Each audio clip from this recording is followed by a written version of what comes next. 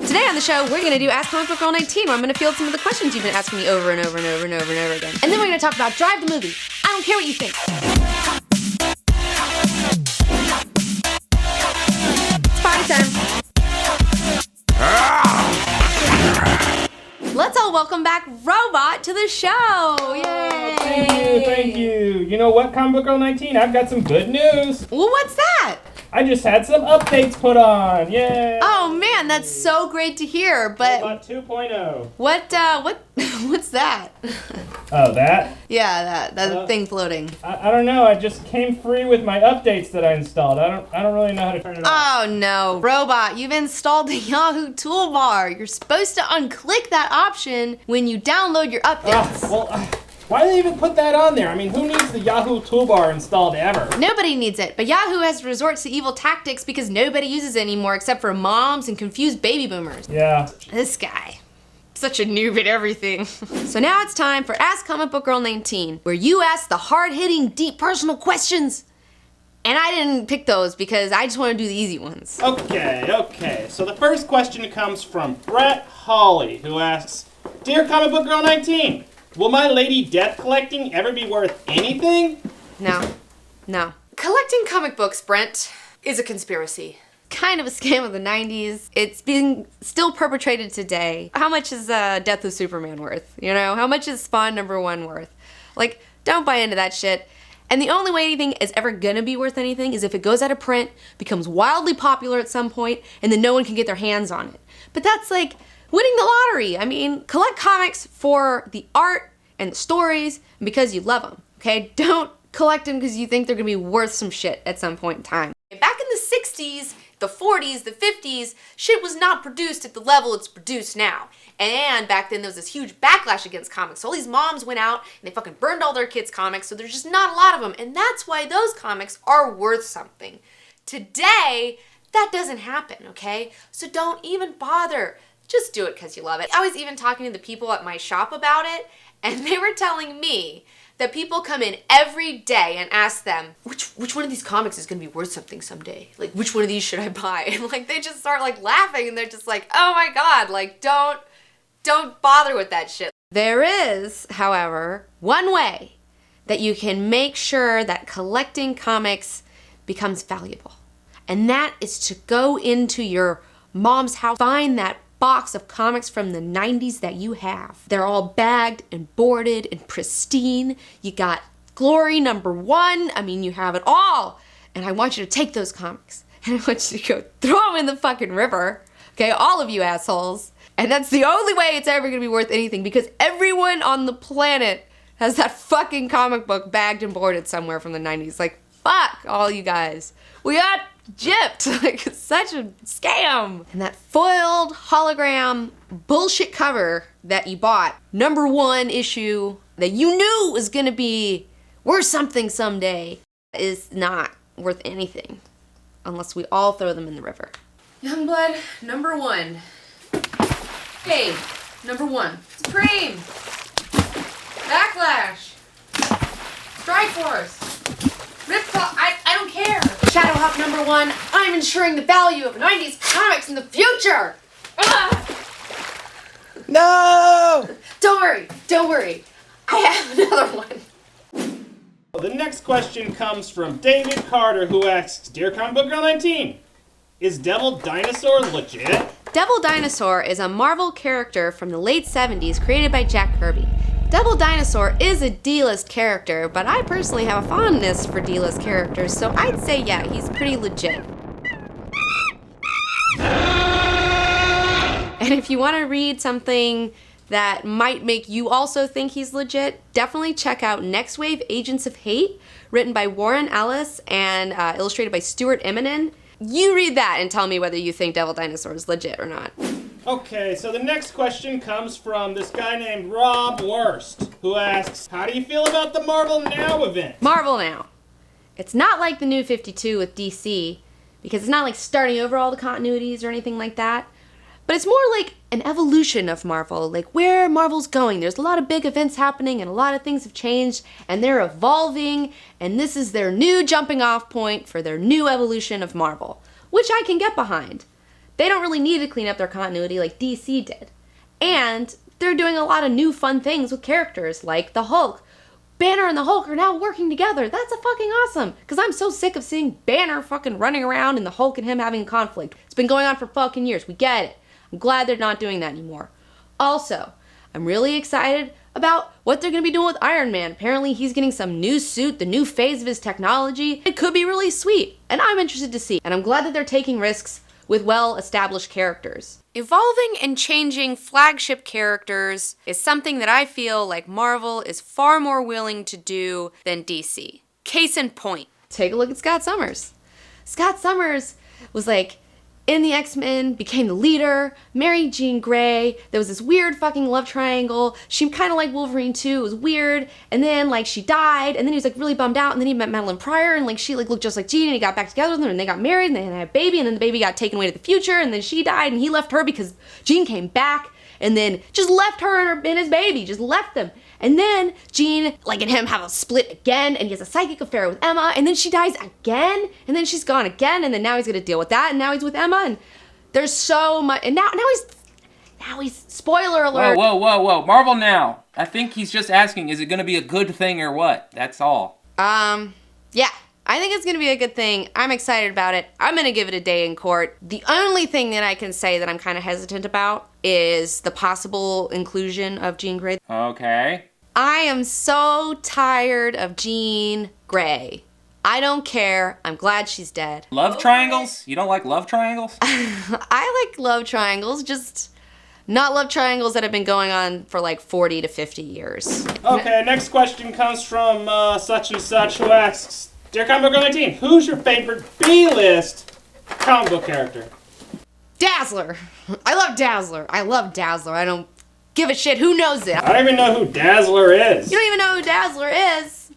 No. What? Dazzler is a character created by Marvel in the 1980s with Casablanca's Records. They had some weird fucking deal with Casablanca Records to make this disco fucking mutant. She is so awesome, and nobody gives her props. Everybody always is like down on her and makes fun of her like she's some fucking piece of shit character. What's so great about Dazzler? Dazzler is awesome because not only is she an Omega level mutant, okay, with untapped potential. I mean, scientists don't even know all the shit that we can do with light, and that's her mutant power, is to turn sound waves into light waves. She can make holograms and lasers. She can do all sorts of fucked up shit. I'm sure that if we had some crazy physicist motherfuckers working on her script, she would be doing all sorts of crazy shit with light. But, like, nobody really cares, and, like, nobody does a great job of, like, writing her, and everyone always makes it to where, like, she's down on her luck, and, like, people talk shit to her all the time, and it's just, it's like, fuck you. If you pair her up with Black Bolt, she will fucking kill everything there ever was, okay? She's awesome. And I love the fact that she is downtrodden. I love the fact that she doesn't just want to be a mutant. Yeah, she's a mutant, but she really just loves singing and really wants to sing, and that's really her thing. And she keeps trying to do that regardless of the fact that she gets shit on all the time, or her sets get messed up by like Enchantress, whoever the fuck comes up to ruin her fucking set at whatever nightclub, okay? She had a hit fucking single in the 80s, and don't worry, I'm gonna talk more about Dazzler later. Next question actually comes from a number of people who have asked this. Dear Comic Book Girl 19, do you really get trolls? Let me tell you something. Anybody who's asking that question has never tried to make a YouTube show or upload a YouTube video. There are vile, terrible forces of darkness in the internet, and they're gonna find you. And there is someone out there right now who hates every word out of my mouth. They just fucking hate it. These people will tell you everything from how much of a faggot you are, and how you're fucking retarded, and how your robot is so fucking gay. He's so gay and lame, and they want to let you know that. Who said that? I think it's just because where 14-year-olds congregate, and that's probably why there's so much aggression out there, because they're just like little teenage weirdos, and they have no power over their lives, so they feel like they must just get it all out on the internet. It's really weird. And it sucks, you know, but you can't let them get you down. Well, let me tell you something, okay? This robot is fully functional in every way. For the ladies out there. Not for the dudes. Not for the dudes? Okay. Next question comes from Robot010101, who asks, Dear Comic Book Girl 19, what's your favorite movie on Netflix that you've seen recently? Drive. Oh my god. I just finally saw Drive. I watched it on Netflix the other day. It was fucking amazing, okay? It was so good. It blew my socks off. They went, I found one over there later. It was crazy. I'm sorry that all these people told me to watch it, and I didn't watch it, and I'm sorry for that. Hello, everyone. I need to make a public apology to all of the people who told me to see Drive. I didn't listen. What a dick. That was a dick move. What an asshole. Thank you. Have you ever seen a movie shot on digital that looked that good before? Movies aren't made like this anymore. It keeps the sensibilities of fun from the 80s. It brings back the music montage in a beautiful way. Watching it, you're interested in it. Just instead of trying to impress you, you know, with how big a dick it has, like quietly draws you in, and you're just, by the end of it, you're just like, holy shit, this movie. Man, I thought it was gonna be some lame shit because I know Ryan Gosling's in The Notebook or whatever, and that's what discouraged me from watching it, and I was wrong for that. Damn, that's a good movie. I even had to do fan art for it. Brilliant. I bought it on Blu-ray like 2 days later. Give me it. And I spent $20 on this fucker, and I don't spend $20 on fucking anything, any Blu-ray, okay? I never spend $20 on a DVD of anything. It's a must own. It's a must. You're a dick if you don't own it. Like a comic book, like the way that it's shot, it's like a comic book. It's very sequential, and it has all these beautiful shots. A lot of movies out there try to be cool, and they're usually utter failures. It's very hard to make a film cool that isn't cool. Like, for instance, the Three Musketeers movie that came out. Mila Jovovich doing backflips with cannons going off and her dress billowing. It's like, ugh.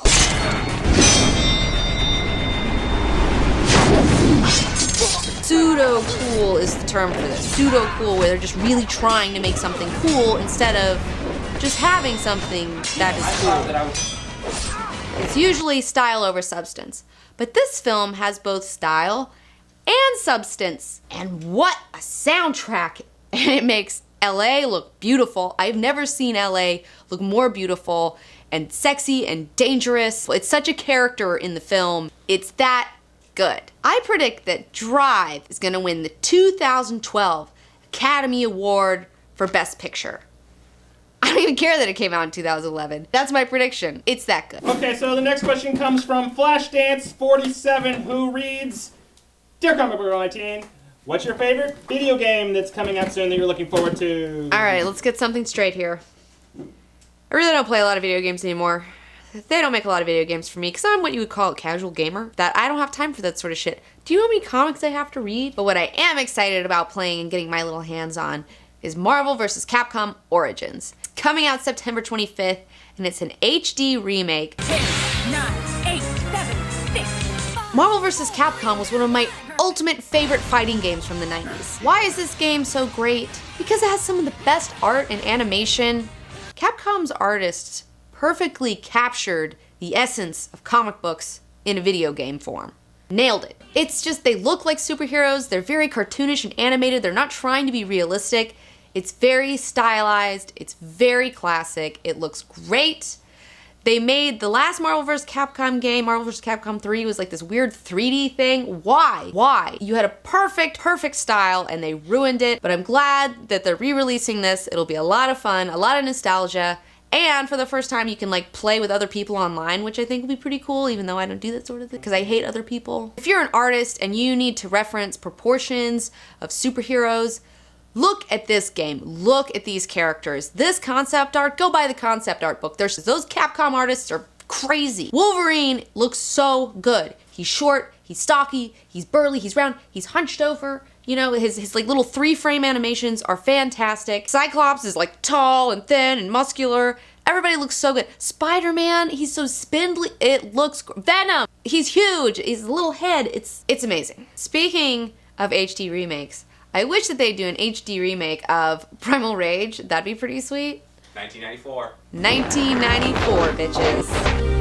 And, oh man, you know what? Let's redo Space Channel 5 because I'll play that game day and night. I don't know why I love it, but I do. Bring back Space Michael. What's Jaguar up to these days? Marvel vs. Capcom 3 had MODOK and Galactus, which was totally amazing steps in the right direction, but man, they just messed it up with that 3D BS. Yeah, I want to see Marvel vs. Capcom 4 drawn the way it was back in the day, because that was legit. Help me by subscribing to my channel, liking the video, liking my Facebook page, following me on Twitter and Instagram. I'm more of a 3DS type of lady. I want to get a PlayStation or Xbox or whatever, but I gotta buy like a hard drive to like back up the show instead. So I got adult priorities that I have to take care of before buy silly shit like that. I'll probably never use because the games are too hard. Buttons. Next time you need to choose custom install, you download your updates and uncheck all those toolbar bullshit things that you don't need. Fucking Yahoo toolbars.